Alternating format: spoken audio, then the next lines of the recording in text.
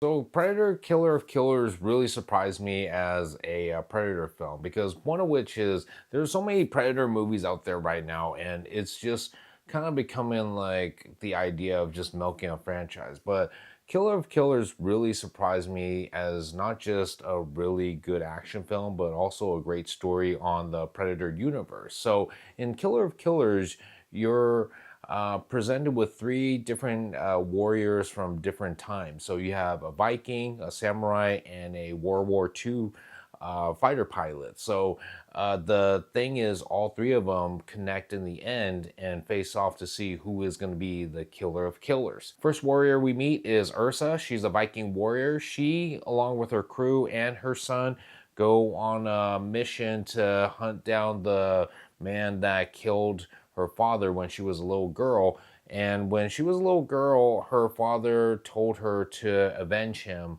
when the time comes. And she passes this along to her son, Anders, who they all eventually find the guy and they kill him.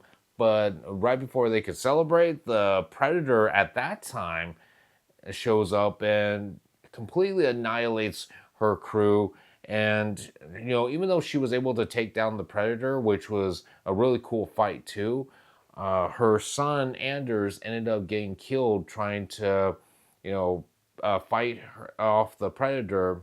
But the thing is that he ended up getting killed, and now the only person left in this world that's given her a reason to live is now gone, all because she continued on that teaching from her father. Next up, we have the samurai ninja Kenji. So Kenji's story takes place back in feudal Japan, where him and his little brother had to compete to see who was going to be the next warlord. But this was going to be a duel to the death, which was something that was forced on them by their father. So Kenji refused to fight and ended up running away, whereas his brother, on the other hand, chose power over their brotherhood. And because of this, this angered Kenji, and Kenji wanted revenge. So he returned after 20 years, and they both have another duel, to which Kenji almost killed his brother but chose not to. Instead, he ended up injuring him. And right before anything else can happen, the predator of that time shows up, and he was so deadly that both the brothers had to work together to take him down. And working together, they were able to, but unfortunately, due to his injuries from Kenji, he ended up dying. And that's what haunts Kenji to the day, because it was his anger and his vengeance that caused his brother's death. Here's an interesting fact. So the guy that does the voice for Kenji in Killer of Killers is Luis Ozawa, who plays as a Yakuza gang member in the movie Predators. So in one of the scenes, he goes up against a predator with a katana, samurai style, right? And so it's just interesting that years later, he comes back into another Predator film and does the voice for a samurai. So I just thought it was fitting, and I just thought it was pretty awesome. And then we have the fighter pilot John Torres. So John's story takes place in World War II, where he's a U.S. Navy pilot. But one of the things that he shines on is his skills on problem solving. And a lot of this had to do with learning how to fix things from his dad. So one of the things that his dad taught him is the importance of patience and observing what the problem is, instead of like constantly like rushing into things, which is what he did. And so learning that from his dad, he uses that while he's flying up in the air during dogfights. And one of the things that he came to discover was there was an unknown aircraft that was completely annihilating everybody. And guess what? It was a Predator starship piloted by a Predator. So he goes head on with this starship that he's never gone against before, but using his quick thinking, he was able to outsmart and outmaneuver the predator. and was able to end up on top in the end. Something interesting I noticed about each of the predators that they were facing off against, and one of which is like a symbolism of like their demons or their just completely dark side. So you have Ursa's predator, much like her. That predator carries like a shield too, and just obliterates like everybody. And just like her, when she was raiding that village, like she goes in on her own with two shields and just obliterates everybody. But the thing is that when she looks back, like she just completely like kills everybody to where she herself was like a monster, just like the predator. And so that's when she came to realize that it's not always about the fight, the chaos and destruction and the kills, but it's about what you're truly fighting for. Kenji's predator is basically a representation of their father, who a long time ago pitted them against each other to fight to the death. But in this case now, both Kenji and his brother are working together to face off against, their longtime demon, which is practically their father. And so working together, they were able to overcome their demons and in the end just succeed. And of course, that predator's weapons, the long wrist blade, kind of like a sword, and then the grappling hook, just kind of like Kenji's. John Torres's predator not only flies an aircraft too, but when you look at the way he's flying, he's very aggressive. He's basically like just not thinking about where he's flying.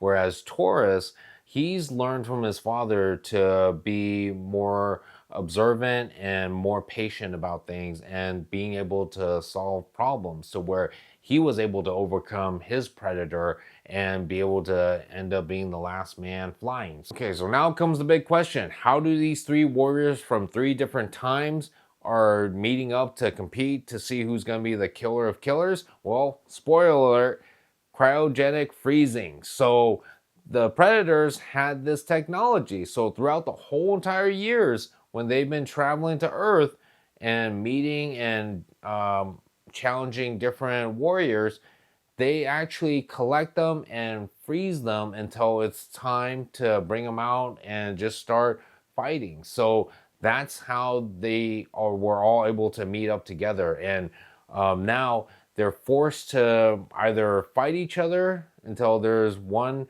person standing or they all die. So it's very interesting when they all meet up, because they all speak their own language and they have no idea what they're saying. This is where things get interesting, because this is also not where you see them fighting against each other, but also their character development. So you start to see Ursa hesitate, even though she wants to fight, when she sees John, who is this young boy who reminds her of her son Anders, who died trying to avenge her. And that's when she starts to hesitate even more on fighting. And then you have Kenji, who refuses to fight, because just like when his father forced him to fight with his brother and develop that anger and that thirst for vengeance, to where he killed his brother who was innocent. So that's the reason why he wouldn't fight. And then you have John, who was just trying to figure out what's going on and not having to kill anybody. So it's just one of the things where you come to learn that these characters are more than just warriors. They're they're human beings too. And kind of like as in life, there's many different people out there who speak a different language, who are raised a certain way, to where we can still coexist. So that was a very interesting scene with all three of them in the same place. And the ending to me was just absolutely, it felt complete. Every one of them, after defeating their predator, or in this case, defeating their demons, they start to see things more clearly. For Ursa, she tells them as she sacrifices herself to not avenge her, because that's what cost her son's life and someone that she cared about. And she realizes that it's not all about the fight and the deaths and all that, to, be fulfilled. But it's all about, like, protecting, hence, her shields, which is all about protecting. For Kenji, after losing his brother over a rivalry and over anger, he's learned that it's all about, working together and defeating the real enemy. So that's why he ended up working together with both Ursa and John. I was a bit skeptical at first when they decided to make this into an animation instead of live action, which, a lot of other Predator films have all been live action. But to me, seeing it in animation and in this style is really unique and very artful, but also because the special effects blends really well with whatever the animation style already is. Whereas, like, when you shoot a live action film and you start mixing special effects and CGI with it, it could, it could look ugly. In fact, like, it may not mesh well together, just depending on, like, the technology at the time. But even with the right technology, it may still look obvious that it's, special effects and CGI. But with animation, you can get away with that and still make it look good. All in all, it was a great movie. I really enjoyed the action, and I really enjoyed the animation style, and most of all, the stories and all these characters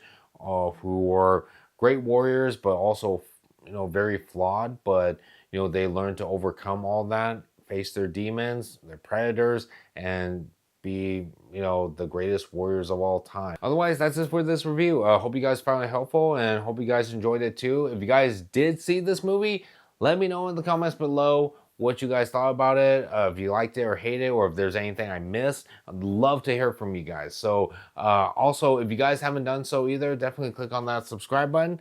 That way you guys can get more updates on any more reviews or projects that I'll be involved in. But until then, guys, this is Jason Lord with Jason Lord Photography and Films, bringing you art, stories, and entertainment. We'll see you guys at the movies.